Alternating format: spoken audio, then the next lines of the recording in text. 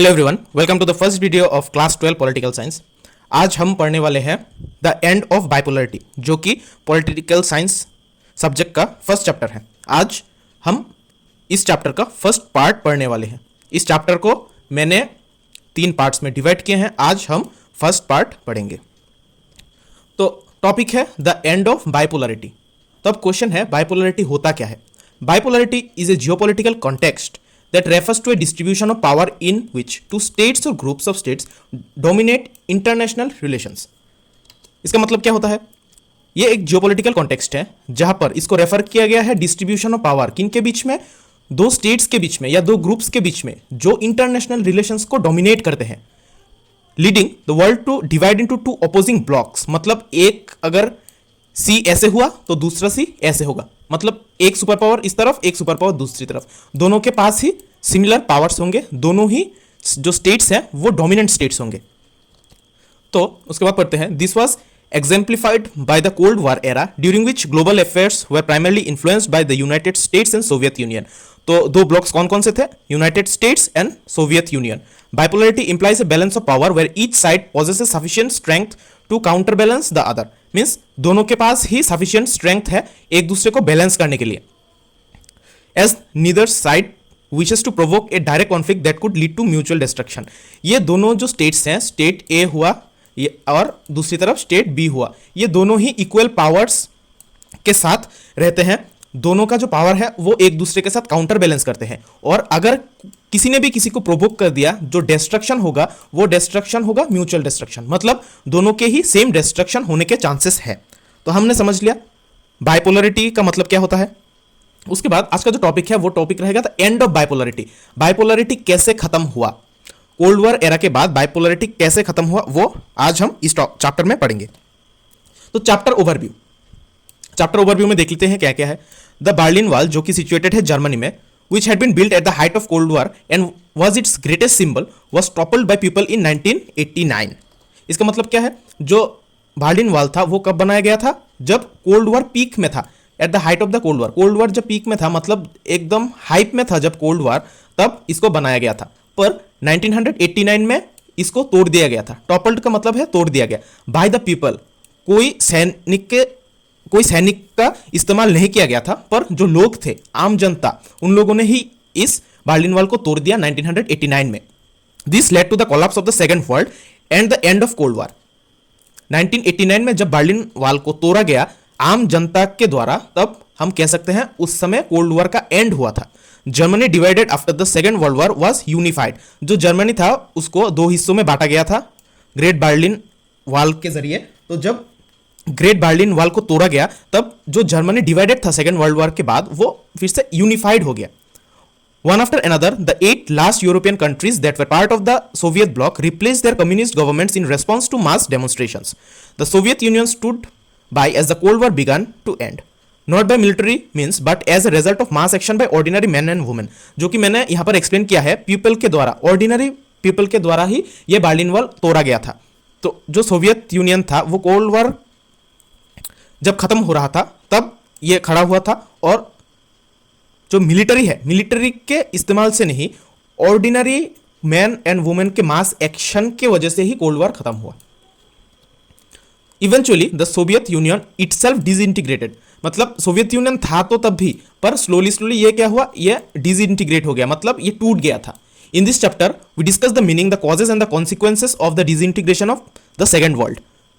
We also discuss what happened to that part of the world after the collapse of communist regimes and how India relates to these countries now। यहाँ पर जो picture है, ये picture है Vladimir Lenin का। ये है founder of the Bolshevik communist party. तो बोल्शेविक कम्युनिस्ट पार्टी क्या है उसके बारे में भी हम लोग पढ़ेंगे आज के लेक्चर में। तो यहाँ पर क्वेश्चन है, what was the Soviet system. यहाँ पर हम जो इंट्रोडक्शन है, जो ओवरव्यू है, ओवरव्यू में समझे थे सोवियत यूनियन के बारे में हम लोग एक ओवरव्यू हमने लिया है। अब हम समझेंगे सोवियत सिस्टम क्या होता है। The union of Soviet socialist republics, USSR, ये क्वेश्चन एग्जाम में आने के बहुत चांसेस हैं। यूएसएसआर का full form, the union of Soviet socialist republics came into being after the socialist revolution in Russia 1917 में जो सोशलिस्ट रिवॉल्यूशन हुआ था रशिया में, उसके बाद ये यूएसएसआर एक्ट में आया था। The revolution was inspired by the ideals of socialism as opposed to capitalism and the need for egalitarian society. यहां पर क्या हुआ था, ये जो रिवॉल्यूशन है, ये रिवॉल्यूशन क्यों इंस्पायर्ड हुआ था, किससे इंस्पायर्ड हुआ था? Ideals of socialism. क्यों? To oppose the capitalism. और कैपिटलिज्म और सोशलिज्म में डिफरेंस क्या है? कैपिटलिज्म का मतलब है जो सोसाइटी कैपिटलिस्ट सोसाइटी है, मतलब पैसों से चलता है, और जो सोशलिस्ट सोसाइटी है वो कौन से सोसाइटी है? जो सोसाइटी के जो डाइवर्सिफाइड हर लोग हैं उनके साथ एक साथ लेके चलने में विश्वास करते हैं, उनको हम कहते हैं सोशलिस्ट सोसाइटी।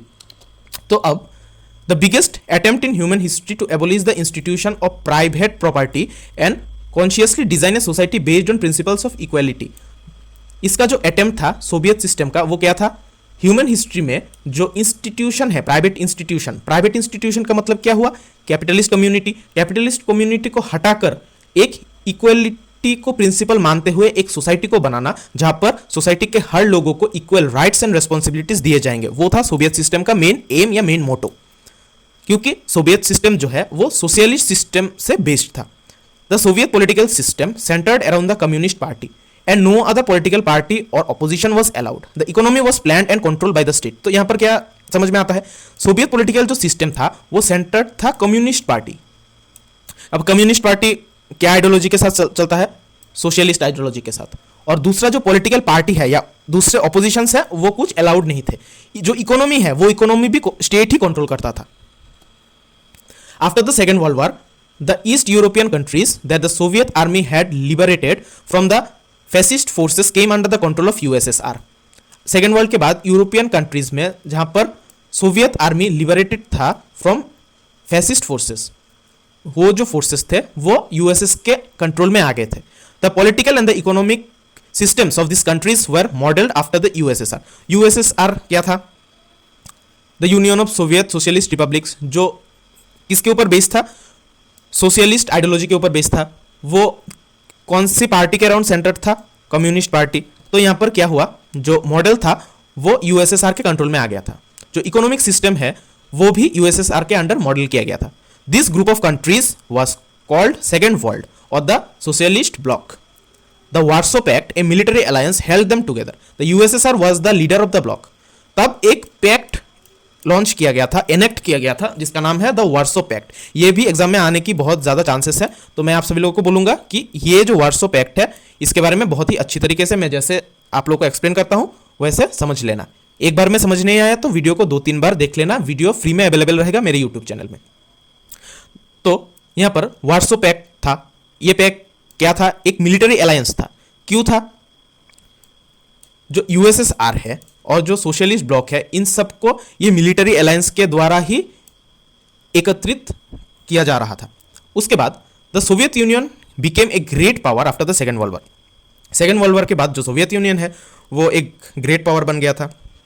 ये तो बहुत ही आम बात है, क्योंकि जो यूरोपियन कंट्रीज थे उनका जो आर्मी था, उन आर्मियों को भी यूएसएसआर मतलब सोवियत आर्मी कंट्रोल करने लगे थे। तो अगर एक सोशलिस्ट जो एक आइडियोलॉजी है उसके साथ पहले वर्क करना शुरू किया था, तो जब एक सोशलिस्ट कम्युनिटी होगा जहां पर सभी लोगों को इक्वल अपॉर्चुनिटीज, इक्वल राइट्स दिए जाएंगे, तो जाहिर सी बात है ग्रेट पावर तो बनना ही था। कब बना? After the second world war. The Soviet economy was then more developed and the rest of the world except the US. Develop तो था जो सोवियत इकोनॉमी था, पर वो किससे ज्यादा नहीं था? जो यूएस इकोनॉमी है, यूएस इकोनॉमी से बेहतर नहीं था। यूएस इकोनॉमी चलता है कैपिटलिस्ट मॉडल से। सो हम यहां पर हो या बाद में हो चैप्टर के एंड में हो, जब हम कंक्लूड करेंगे तब हमें क्या देखने को मिलेगा?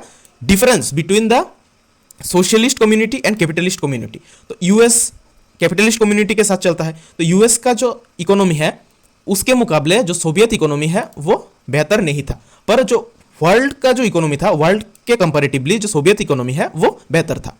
Had a complex communication networks, vast energy resources including oil, iron and steel, machinery production and a transport sector that connected to remote areas with efficiency। तो मैंने पहले बोला था सोशलिस्ट एक ऑर्गेनाइजेशन है जहां पर जो कम्युनिकेशन है वो कॉम्प्लेक्स जरूर है, पर जो ट्रांसपोर्ट सेक्टर है, जो स्टील मशीनरी है, सब कुछ रिमोट एरियाज में भी मिलने लगे थे विथ एफिशिएंसी, मतलब बहुत ही बढ़िया तरीके से वो जो इंफ्रास्ट्रक्चर है वो काम करने लगा था यूएसएसआर के लिए। had a domestic consumer industry that produced everything from pins to cars, though their quality did not match that of the western capitalist countries. मैंने पहले ही बताया था पिछले स्लाइड में, जो यहाँ पर जो सोवियत इकोनॉमी था वो तो वर्ल्ड के मुकाबले बहुत ही बढ़िया कर रहा था, पर यूएस के मुकाबले वो बहुत कुछ खास नहीं था. तो यहाँ पर भी हम लोग देख सकते हैं जो डोमेस्टिक कंज्यूमर इंडस्ट्री जो था वो तो था बहुत बढ़िया, मतलब सब कुछ मिल जा रहा था फ्रॉम पिन्स टू कार्स, पर जो क्वालिटी है वो वेस्टर्न कैपिटलिस्ट कंट्रीज, मतलब यहाँ पर यूएस को डिनोट किया जा रहा है, उसके मुकाबले जो क्वालिटी था वो उतना बढ़िया नहीं था. तो यहाँ पर Soviet state ensured a minimum standard of living for all citizens. Socialist country है, सबको इक्वल राइट्स देना है, तो मिनिमम स्टैंडर्ड ऑफ लिविंग ही वो लोग एफोर्ड कर रहे थे. And the government subsidised basic necessities including health, education, child care and other welfare schemes. जो सब्सिडीज दिए गए थे उन लोगों को, मिनिमम स्टैंडर्ड ऑफ लिविंग दिए गए थे उनको, जो child care, welfare, health and education के लिए उन लोगों को, ये जो बेसिक नेसेसिटीज है, इन बेसिक नेसेसिटीज के लिए गवर्नमेंट उनको सब्सिडीज दे रहे थे. देयर वॉज नो अनएम्प्लॉयमेंट, क्योंकि एक सोशलिस्ट कम्युनिटी है जहां पर सभी लोगों को इक्वल राइट्स दिया जा रहा था, इसलिए वहां पर अनएम्प्लॉयमेंट नहीं था. State ownership was the dominant form of ownership. State own करेगा जो भी ओन करना होगा. तो यहां पर हम देख सकते हैं स्टेट का जो ओनरशिप है वो डोमिनेंट है. यहां पर land and productive assets were owned and controlled by the Soviet state, मतलब सोवियत स्टेट ही प्रोडक्टिव एसेट्स और जो लैंड है उनको कंट्रोल करता था. The Soviet system became very bureaucratic and authoritarian, making life very difficult for its citizens. यहां पर से ट्विस्ट स्टार्ट होता है. पहले हमने क्या समझा था, सोवियत जो स्टेट है वो सोशलिस्ट स्टेट है जहां पर सभी लोगों को इक्वल राइट्स दिया जा रहा है, एक मिनिमम स्टैंडर्ड ऑफ लिविंग हो रहा है, सब्सिडीज दिए जा रहे हैं, हेल्थ, एजुकेशन, चाइल्ड केयर और अदर वेलफेयर स्कीम्स भी दिए जा रहे हैं. यहाँ पर स्टेट जो ओनरशिप रहता है, स्टेट ओनरशिप, वहाँ पर डोमिनेंसी दिखा रहा है. लैंड और जो प्रोडक्टिव एसेट्स है उनके ऊपर स्टेट का एक बहुत ही बढ़िया कंट्रोल है. इसके वजह से क्या हो रहा था, जो सोवियत सिस्टम है वो बहुत ही ब्यूरोक्रेटिक हो जा रहा था, ऑथोरिटेरियन हो जा रहा था, सभी के ऊपर एक अथॉरिटी ना लेने की एक टेंडेंसी हो जा रहा था. मेन अथॉरिटी किसके पास होगा, सोवियत सिस्टम के पास होगा. तो जो सिटीजन्स के जो लाइफ है वो बहुत ही डिफिकल्ट होते जा रहा था. तो यहां तक होप करता हूं सभी लोगों को समझ में आ गया. Lack of democracy and the absence of freedom of speech stifled people who often express their dissent in jokes and cartoons. यहाँ पर क्या देखा जा रहा है, डेमोक्रेसी जो है वो बहुत ही कम हो जा रहा था. जो फ्रीडम ऑफ स्पीच है वो भी उन लोगों से छीन लिया जा रहा था. लोग उसके बाद क्या कर रहे थे, उन लोगों का जो एक्सप्रेशन है वो एक्सप्रेशन जोक्स और कार्टून्स के थ्रू वो लोग एक्सप्रेस कर रहे थे. उसके बाद most of the institution of the Soviet state needed reform. The one-party system represented by the Communist Party of the Soviet Union had tight control over all institutions and was unaccountable to the people. यहाँ पर हम क्या देख सकते हैं, जो Soviet state था उसको रिफॉर्म की जरूरत था, उसमें करेक्शन लाने की जरूरत था, क्योंकि जो वन पार्टी सिस्टम है, जो कम्युनिस्ट पार्टी को रिप्रेजेंट करता है, उनके जो कंट्रोल्स थे वो बहुत टाइट कंट्रोल्स थे.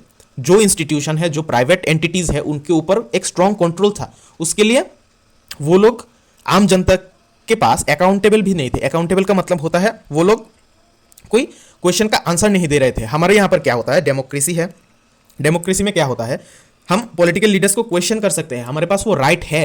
पर जो सोवियत स्टेट है, जो कम्युनिस्ट पार्टी रूल करता था, सोवियत यूनियन, वो लोग टाइट कंट्रोल रखते थे इंस्टीट्यूशन के ऊपर, और वो लोग आम जनता को कोई आंसर भी नहीं दे रहे थे.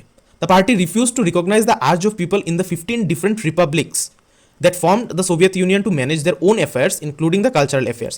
मतलब कोई राइट्स आम जनता के पास नहीं था, सब राइट्स किसके पास था, सोवियत यूनियन के पास. इनफैक्ट जो कल्चरल अफेयर्स थे वो भी वो लोग ही मैनेज करते थे. उसके बाद on paper Russia was only one of the 15th Republic that together constituted the USSR, but in reality Russia dominated everything. On paper क्या था, रशिया भी उन 15 रिपब्लिक में से ही एक थे जो यूएसएसआर को बनाया था, पर असलियत में क्या था, रशिया ही सब कुछ डोमिनेट कर रहा था. जो पीपल है, जो दूसरे जो 14 रिपब्लिक्स में थे, वो लोग हर वक्त सप्रेस्ड फील करते थे. सप्रेस तो फील करना ही था, क्योंकि हर जो डिसीजन है वो सोवियत यूनियन ले रहा था, और सोवियत यूनियन का यहाँ पर डोमिनेट कौन कर रहा था, रशिया, जो कि 15th रिपब्लिक्स में से ही एक रिपब्लिक है, जो कि ऑन पेपर दावा किया जाता है. तो उसके बाद the Soviet Union lagged behind the West in technology, infrastructure, for example transport power. The most importantly in fulfilling political और economical aspirations of the citizens. तो यहां पर क्या हो रहा था, जो सोवियत यूनियन था वो चल किसके ऊपर रहा था, किसके बेस पे वो चल रहा था, कम्युनिज्म के बेस पे, मतलब सोशलिस्ट एक आइडियोलॉजी था, पर वो लैक करता था वेस्टर्न टेक्नोलॉजी और इंफ्रास्ट्रक्चर से। तो जो टेक्नोलॉजी वेस्टर्न कल्चर में है, जो कैपिटलिस्ट सोसाइटीज में है, जो टेक्नोलॉजीज, जो इंफ्रास्ट्रक्चर यानी कि ट्रांसपोर्ट हो गया, पावर हो गया, वो सोवियत यूनियन फुलफिल नहीं कर पा रहा था।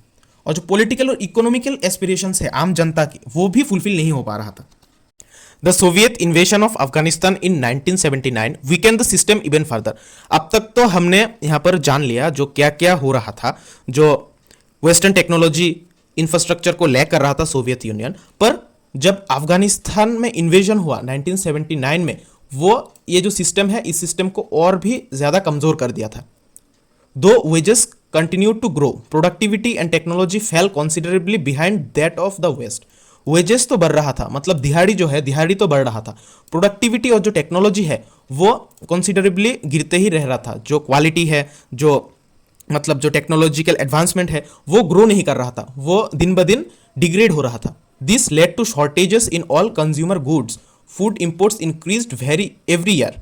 The Soviet economy was faltering in the late 1970s and became stagnant। जो इकोनॉमी था वो इकोनॉमी गिरते ही रह रहा था लेट 70s में और एक जगह पे आके अटक गया था। ये क्यों हुआ था?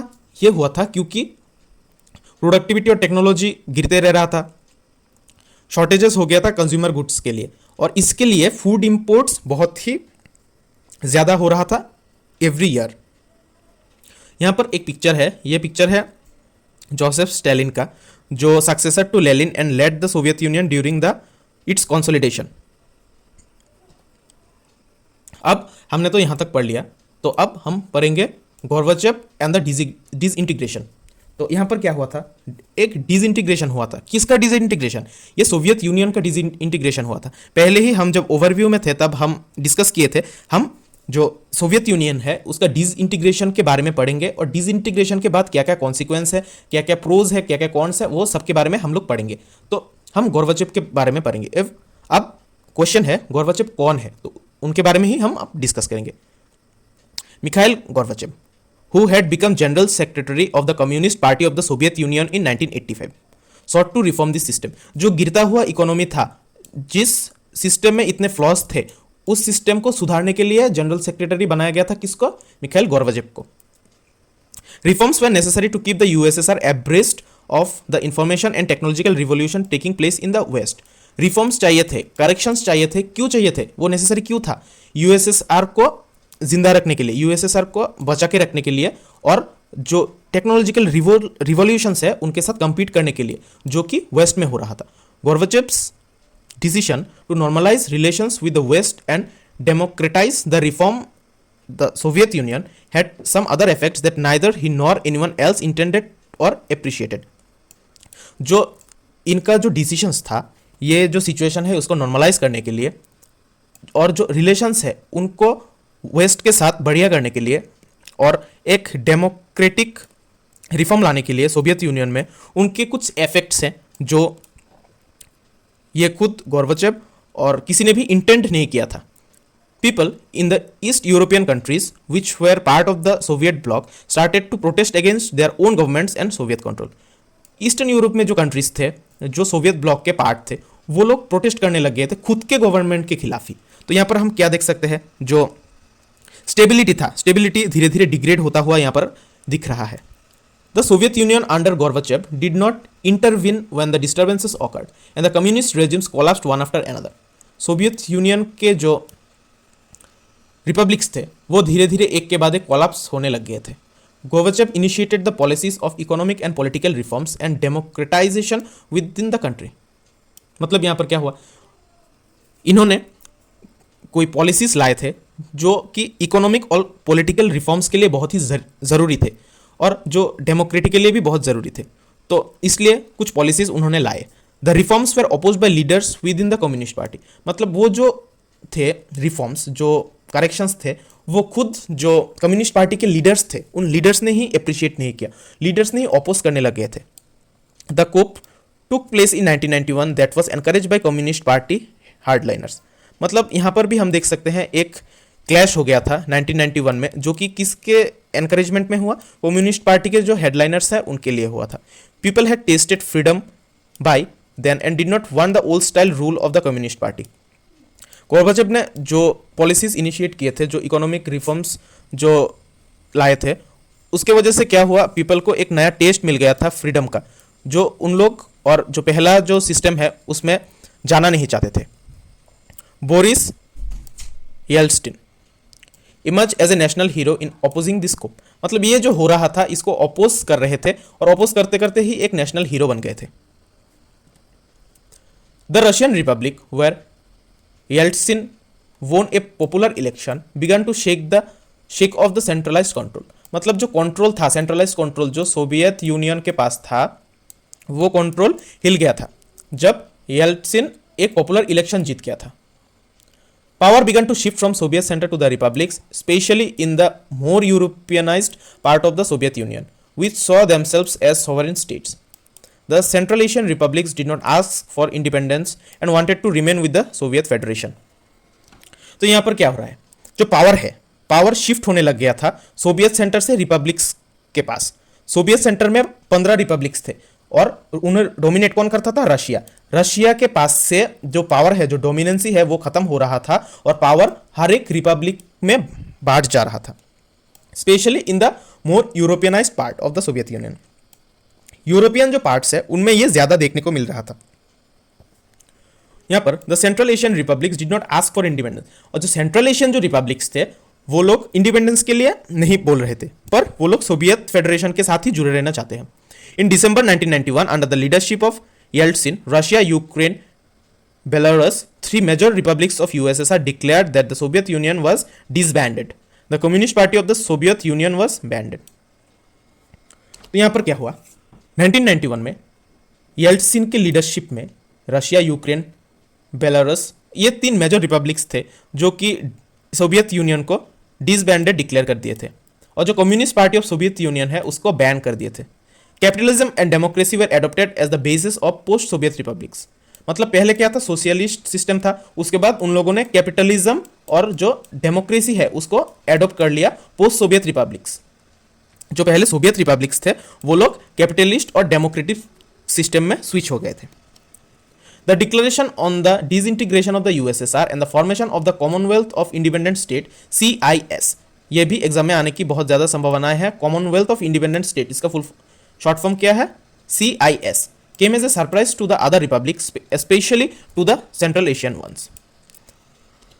The exclusion of these republics was an issue that was quickly solved by making them founding members of the CIS. ये जो exclusion थे, जो रिपब्लिक्स टूट के आ रहे थे, वो एक इशू हो जा रहा था। तो ये क्विकली कैसे सॉल्व हुआ था? उन रिपब्लिक्स को ये CIS का फाउंडिंग मेंबर्स बना के। Russia was now accepted as the successor state of the Soviet Union. It inherited the Soviet seat in the UN Security Council. Russia accepted all the international treaties and commitments of the Soviet Union. तो यहाँ पर क्या हो रहा था? Russia accept किया गया था as a successor state of Soviet Union, ये तो सिंपल है।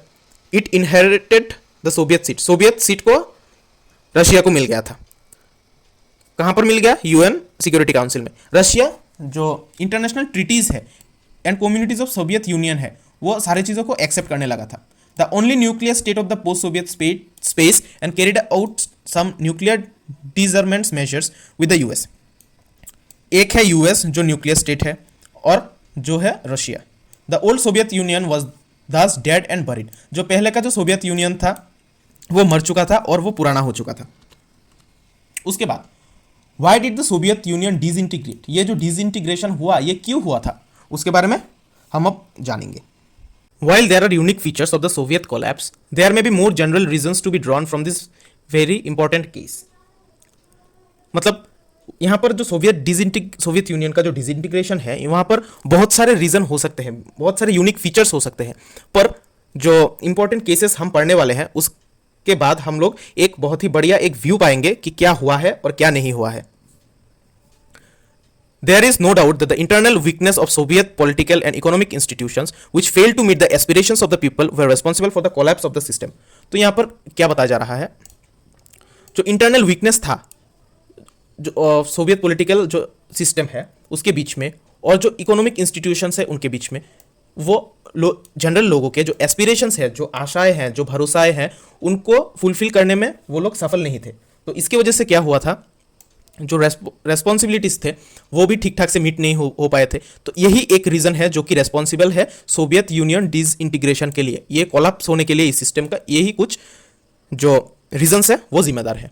Economic stagnation for many years led to severe consumer shortages and a large section of Soviet society began to doubt and question the system and to do so openly। तो यहाँ पर क्या हुआ, economic stagnation था, हमने पहले ही पढ़ रखा है, डिस्कस कर रखा है इस लेक्चर में ही बहुत सारे सालों के लिए।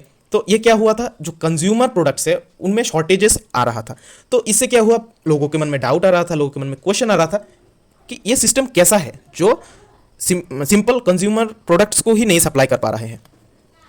The Soviet economy used much of its resources in maintaining a nuclear and military arsenal and the development of its satellite states in Eastern Europe and within the Soviet system। यहाँ पर क्या हुआ, जो सोवियत इकोनॉमी था वो ज़्यादातर कहाँ पर खर्च हो रहा था, maintaining a nuclear and military Arsenal, मतलब न्यूक्लियर जो प्लांट्स है उनको रन करने के लिए, जो मिलिट्री है उनको रन करने के लिए, सैटेलाइट्स डेवलपमेंट करने के लिए यूज़ हो जा रहा था। तो क्या हो रहा था, नॉर्मल पीपल जो है उनके जो नीड्स है, एस्पिरेशन है, वो अच्छे से फुलफिल नहीं हो पा रहे थे। इसकी वजह से यहाँ पर क्या हुआ, ये जो सिस्टम है इसका डाउनफॉल चालू हो गया था। This led to a huge economic burden that the system could not cope with. At the same time ordinary citizens became more knowledgeable about the economic advance of the West. तो यहाँ पर क्या हुआ, तो यहाँ पर क्या हुआ, जो इकोनॉमिक बर्डन था वो हद से बढ़ चुका था, मतलब बहुत ज़्यादा हो चुका था। उसके लिए क्या हुआ, जो यहाँ पर लोग थे उनके जो एस्पिरेशंस थे वो मीट नहीं हो पा रहे थे, और जो ऑर्डिनरी सिटीजन्स थे वो बहुत ज़्यादा नॉलेजेबल हो चुके थे किसके बारे में, इकोनॉमिक एडवांसमेंट के बारे में, जो कि जो वेस्टर्न कंट्रीज में हो रहा था। They could see the disparities between the system and the system of the West. जो फ्लॉज थे वो बहुत ही ईजिली विजिबल हो रहा था जो सोवियत यूनियन और जो वेस्टर्न जो कंट्रीज है उनमें। After years of being told that the Soviet system was better than Western capitalism, the reality of its backwardness came as a political and psychological shock. हर वक्त यही बोला आ रहा था कि वेस्टर्न कल्चर से जो वेस्टर्न इकोनॉमी है, जो वेस्टर्न सिस्टम है, वेस्टर्न कैपिटलिस्ट सिस्टम है, उनसे ये जो सोशलिज्म है, सोवियत सिस्टम है, वो बेटर है। पर यहाँ पर जब ये ड्रॉबैक्स सामने आया तब ये एक पॉलिटिकल शॉक की तरह था। The Communist Party that ruled the Soviet Union for over 70 years was not accountable to the people. Ordinary people were alienated by slow and stifling administration, rampant corruption, the inability of the system to correct mistakes it had made, the unwillingness to allow more openness in government and the centralization of authority in a vast land। तो यहाँ पर क्या हुआ, यहाँ पर हमें देखने को मिला जो सोवियत यूनियन है वो 70 सालों से यहाँ पर रूल कर रहा था, पर वो आम जनता के पास अकाउंटेबल नहीं था। तो इसके वजह से क्या हुआ, जो ऑर्डिनरी आम जनता है वो आइसोलेटेड, एलियनेटेड होने लगे थे। स्लो एंड स्टीफलिंग एडमिनिस्ट्रेशन, मतलब ये जो एडमिनिस्ट्रेशन थे ये बहुत ही स्लो था, मतलब यहाँ बहुत टाइम लग जा रहा था। रैम्पेंट करप्शन, बहुत ज़्यादा corruption. Inability of the system to correct mistake, जो भूल हो रहे थे उनको करेक्ट करने का ही कोई एबिलिटी नहीं था उन लोगों में। और जो ओपननेस था, ओपननेस लाने की अनविलिंगनेस, और जो अथॉरिटी है सब सेंट्रलाइजेशन करके रखने के वजह से ये जो डाउनफॉल ये भी हो रहा था। The party bureaucrats gain more privileges then ordinary citizens.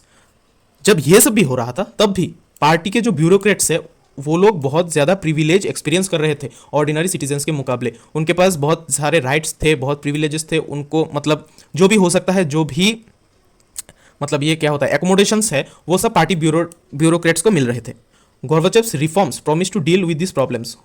Gorbachev promise to reform the economy, catch up with the West and loosen the administrative system. Gorbachev क्या कर रहा था, उन्होंने जो यहाँ पर प्रॉमिस किया था, क्या प्रॉमिस किया था, उन्होंने प्रॉमिस किया था कि ये जो इकोनॉमी है, इकोनॉमी को ठीक करेंगे, और जो वेस्ट है, वेस्ट के साथ कोप अप करने की उन्होंने एक ठान लिया था, और एडमिनिस्ट्रेटिव को सुधारने की ठान लिया था। अब when Gorbachev carried out his reforms and loosened the system, he set in motion forces and expectations that few could have predicted and became virtually impossible to control।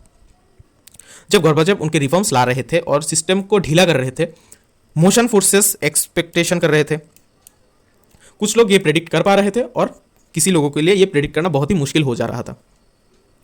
There was sections of Soviet society which felt that Gorbachev should have moved much faster and were disappointed and impatient with his methods. मतलब यहाँ पर कह रहे थे कुछ sections थे Soviet society के जो सोचते थे गोर्बाचेव बहुत ज़्यादा फास्ट मूव कर रहे थे और इम्पेशेंट हो रहे थे.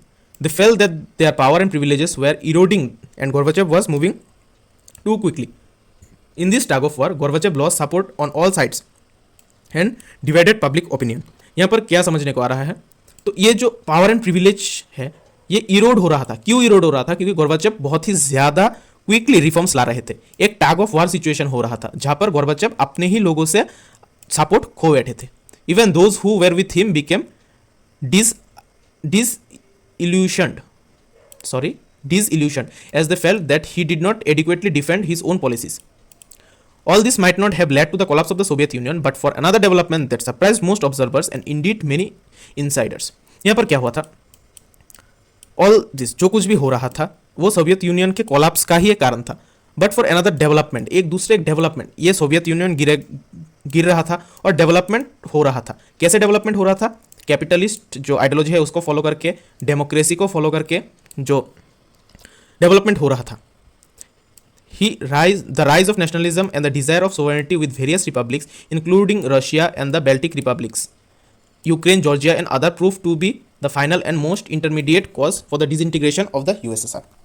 नेशनलिज्म का राइज होना, सोवरेनिटी का डिज़ायर होना लोगों के बीच में, और वेरियस रिपब्लिक्स जैसे कि Russia, Baltic republics, Ukraine, Georgia, इन लोगों की वजह से क्या हुआ, वो लोग इमीडिएट कॉज बन गए इस डिसइंटीग्रेशन के लिए. पर यहाँ पर भी बहुत ही ज़्यादा डिफरेंट व्यूज़ हैं लोगों के. One view is that nationalist urges and feelings were much at work throughout the history of the Soviet Union, and that whether or not the reforms had occurred here would have been an initial struggle within the Soviet Union. तो यहाँ पर क्या बताया जा रहा है, जो nationalist feeling है, जो फीलिंग्स है लोगों का सोवरेनिटी के लिए, वो सोवियत यूनियन में हिस्ट्री में पहले कभी नहीं हुआ था. तो इसके वजह से क्या हुआ, जो रिफॉर्म्स हो रहे थे और जो इंटरनल स्ट्रगल सोवियत यूनियन में हो रहे थे उसके वजह से क्या हुआ था, सोवियत यूनियन का डिसइंटीग्रेशन का ये एक दूसरा कारण बन गया था. Others think that Gorbachev's reforms speeded up and increased nationalist dissatisfaction to the point that the government and rulers could not control it. यहाँ पर क्या बताया जा रहा है, गोर्बाचेव के जो रिफॉर्म्स थे वो बहुत ही स्पीड अप हो रहे थे, जो कि नेशनल सेंटिमेंट्स को इंक्रीज कर रहे थे एंड नेशनल डिससेटिस्फेक्शन ला रहे थे. Government and rulers could not control it. जो गवर्नमेंट रूलर्स है और गवर्नमेंट खुद है वो इसको कंट्रोल नहीं कर पा रहे थे. यह है मिखाइल गोर्बाचेव, जो last leader of the Soviet Union है. During the Cold War, many thought that nationalist unrest would be strongest in the Central Asian republics given their ethnic and religious differences with the rest of the Soviet Union and their economic backwardness. Cold war के समय बहुत लोगों ने सोचा कि nationalist unrest जो है वो सेंट्रल एशियन रिपब्लिक्स में स्ट्रॉन्गेस्ट होगा, क्योंकि उनका जो एथनिक एंड रिलीजियस डिफरेंसेस है और जो सोवियत यूनियन के साथ जो डिफरेंस है एंड उनका जो इकोनॉमिक बैकवर्डनेस है वो ज़्यादा है. क्योंकि हम लोगों ने पहले ही डिस्कस कर लिया था कि रशिया जो है, Russia as a dominant republic काम कर रहा था. Things turned out. Nationalist dissatisfaction with the Soviet Union was strongest in the more European and prosperous part, in Russia and the Baltic areas as well as Ukraine and Georgia. तो ये कुछ जगह है जहाँ पर नेशनल डिससेटिस्फेक्शन बहुत ज़्यादा था सोवियत यूनियन के साथ. Ordinary people here felt alienated from the Central Asians and from each other and concluded also that they were paying too high an economic price to keep the more backward areas into the Soviet Union. यहाँ पर क्या हो रहा है, जो ordinary people थे वो alienated feel कर रहे थे, बिछड़े हुए फील कर रहे थे, और वो लोग paying too high an economic price, जो इकोनॉमिक के लिए जो उन लोगों को प्राइस पे करना पड़ रहा है वो बहुत ज़्यादा है, क्योंकि जो बैकवर्ड एरियाज हैं सोवियत यूनियन के उनके साथ कोप अप करने के लिए बहुत ही ज़्यादा हाई प्राइसेस पे करने पड़ रहे हैं उन लोगों को. तो आज का जो टॉपिक है यहाँ तक ही है. तो हमने क्या समझा, हमने समझा आज के टॉपिक में सोवियत यूनियन का डिसइंटीग्रेशन क्यों हुआ था, फिर यहाँ पर गोर्बाचेव कौन थे, उनके बाद जो बोरिस येल्टसिन कौन थे, वो लोगों का क्या रोल रहा डिसइंटीग्रेशन में, उसके बाद हमने पढ़ा सोवियत सिस्टम क्या है, उसके बाद हमने ये भी पढ़ा कि बर्लिन वॉल क्यों तोड़ा गया था. तो यही कुछ चीज़ें हैं जो आज हमने इस लेक्चर में पढ़ा. तो नेक्स्ट लेक्चर फिर से ट्यूसडे को आएगा, क्लास 12 पॉलिटिकल साइंस. ट्यूसडे को मैं हर लेक्चर अपलोड कर दूंगा. तो आज के लिए इतना ही. अगले कोई भी नोटिफिकेशन मिस ना हो इसलिए जल्द से जल्द चैनल को सब्सक्राइब कर लेना. तो आज के लिए इतना ही. टाटा. See you all in the next lecture.